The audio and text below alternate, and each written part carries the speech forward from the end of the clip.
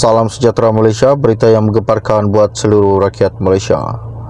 Satu lagi isu yang menggemparkan, di mana baru-baru ini Anwar dalam ucapan beliau mengatakan semua badan penguat kuasa dan agensi keselamatan diarahkan mengambil tindakan cepat, berkesan serta tanpa kompromi terhadap mana-mana pihak yang cuba menghasut menggunakan isu perkauman atau agama.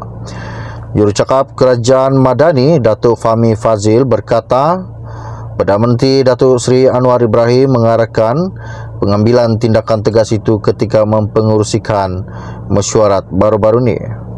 Beliau yang juga Menteri Komunikasi berkata, selain isu itu yang kini tular dalam media sosial, mesyuarat turut membincangkan dan meneliti berbagai lagi isu semasa. Fahmi berkata, semua pihak diingatkan supaya memelihara perpaduan dan keharmonian dalam masyarakat dengan memupuk persefahaman dan hormat menghormati antara satu sama yang lain, serta sentiasa mematuhi undang-undang negara demi kesejahteraan bersama, katanya dalam satu kenyataan yang dikeluarkan baru-baru ini. Terdahulu di mana Anwar telah melaporkan dan memberikan amaran supaya mana-mana pihak, terutama parti-parti politik di negara ini, tidak menunggang isu agama dan kaum untuk kepentingan peribadi. Bercakap kepada pemberita selepas menunaikan solat Jumaat hari ini juga, Perdana Menteri dipetik menegaskan perbuatan itu akhirnya akan memusnahkan keharmonian antara kaum dan rakyat.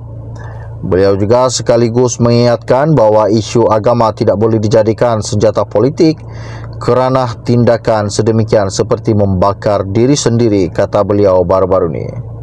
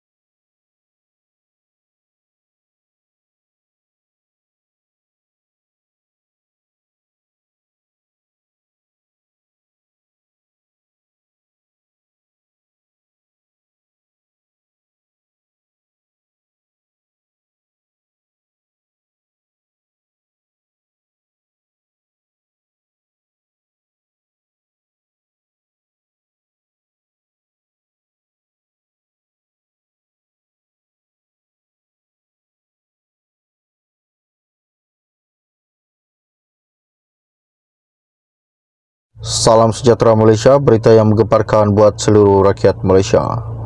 Satu lagi isu yang menggemparkan, di mana baru-baru ini Anwar dalam ucapan beliau mengatakan semua badan penguat kuasa dan agensi keselamatan diarahkan mengambil tindakan cepat, berkesan serta tanpa kompromi terhadap mana-mana pihak yang cuba menghasut menggunakan isu perkauman atau agama.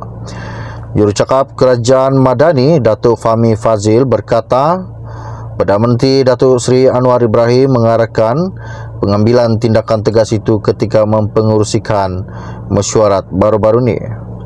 Beliau yang juga Menteri Komunikasi berkata, selain isu itu yang kini tular dalam media sosial, mesyuarat turut membincangkan dan meneliti pelbagai lagi isu semasa.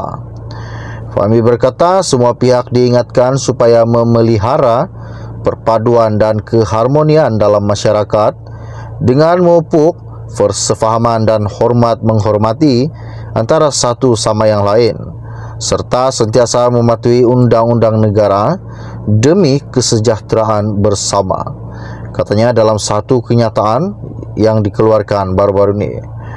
Terdahulu di mana Anwar telah melaporkan dan memberikan amaran supaya mana-mana pihak terutama parti-parti politik di negara ini tidak menunggang isu agama dan kaum untuk kepentingan peribadi. Bercakap kepada pemberita selepas menunaikan solat Jumaat hari ini juga, Perdana Menteri dipetik menegaskan perbuatan itu akhirnya akan memusnahkan keharmonian antara kaum dan rakyat. Beliau juga sekaligus mengingatkan bahawa isu agama tidak boleh dijadikan senjata politik kerana tindakan sedemikian seperti membakar diri sendiri, kata beliau baru-baru ini.